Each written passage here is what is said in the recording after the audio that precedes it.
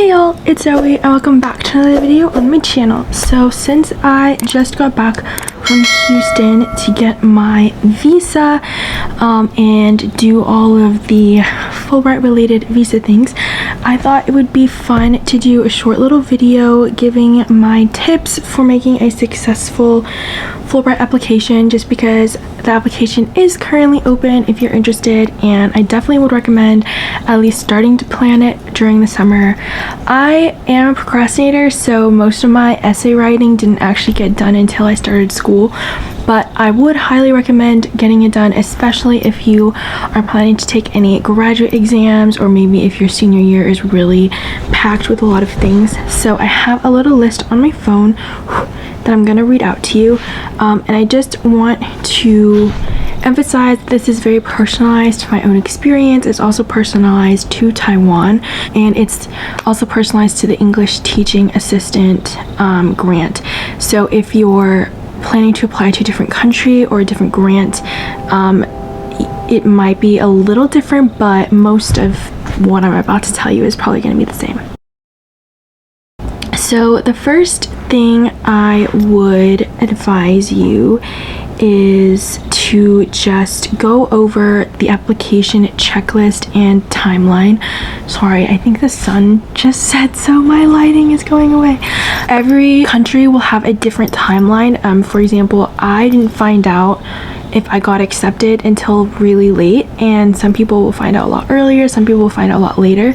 Also make sure that you have everything you need. So you will have an abstract, a statement of purpose, a grant, and then like a personal statement, and then I think your grant statement might be the same as your statement of purpose. I can't remember exactly, but I can check real quick. Sorry guys. Okay, so yeah, it's the abstract, a personal statement, statement of purpose, and grant purpose. So grant purpose is like why you want that specific grant, whether it's English teaching, research, or master's.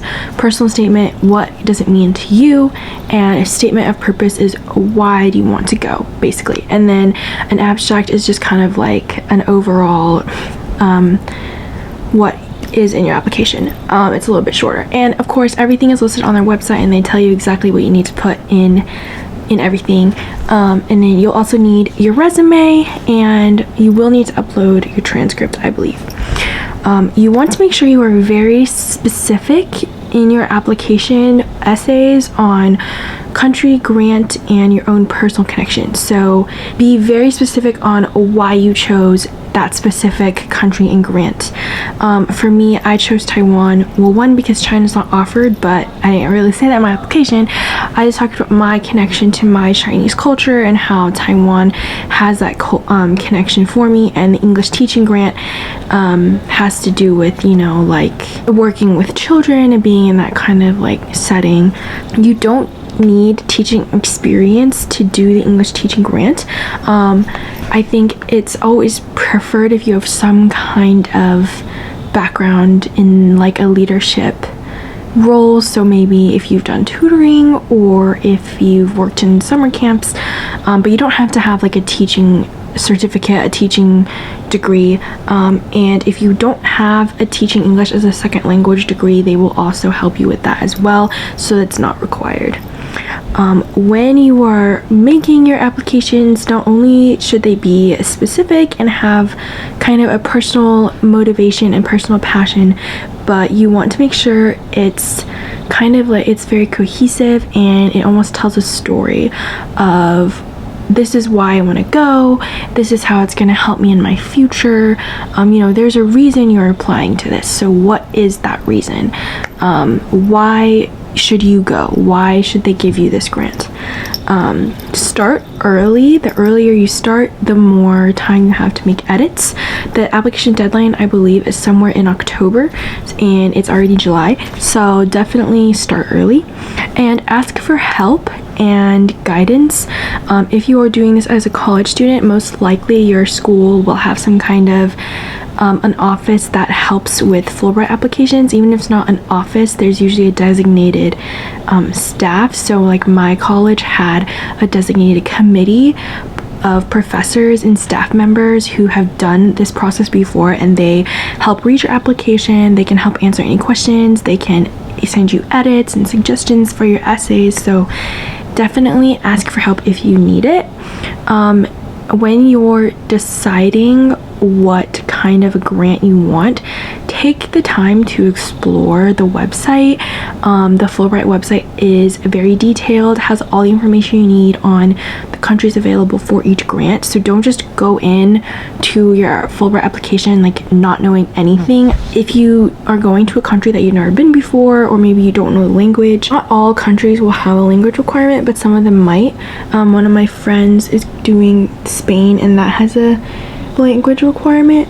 But if you're doing ones for like research or master's degree and you have like no connection to the language, you know, just even saying that you're open to learning the language, you're open to learning about the culture, even that shows them like your willingness to engage in another culture. So don't worry about trying to learn a language before you go. Just show that you are willing to learn and you're open to these new cultural experiences. My last tip is just, as you're doing this, try to figure out what can you bring to the table. I feel like I kind of said this before when I was talking about, you know, like your personal statement, but you just want to talk about like what is it that you specifically can offer to Fulbright. Maybe it's a previous experience, maybe it's wanting to do something like this in the future, you know. For me, I would talk about my adoption background. I would talk about my hope for the future and my future career and how Fulbright can help me in that pathway as well. So it's a personal statement. Make it very personal. You are gonna have to be vulnerable. Fulbright is very competitive, and I knew it was competitive going in, but I didn't realize how competitive it was until I learned the statistics from my school that only like 3 out of 12 or 3 out of 15 got into the Fulbright grant. So definitely put in effort. Like, don't just BS your application. Show that you matter, show that you belong, show that Fulbright is the missing piece in your story, in your plans for the future, that it can get you where you need to be. Obviously, like I said, every application is going to be different, every story is going to be different, but these are just my experiences from what I put in my application. I'm honestly still kind of surprised that I got the grant, but I know some people aren't surprised that I got it, which isn't like to brag about myself, but I'm just like genuinely surprised. But I hope that this video helps any future Fulbright applicants out there. I'm very excited to make more Fulbright related videos, especially when I get back talking to you about all my experience in a nutshell. If you have any more questions for me about my application or the application in general, you can go to the Fulbright website, which I'll link down below. You can also email me or comment your questions down below. So thank you all for watching, and I'll see you all in the next video. That will be my little Houston vlog that I did while we went to go get my visa. So I'll see you then. Bye.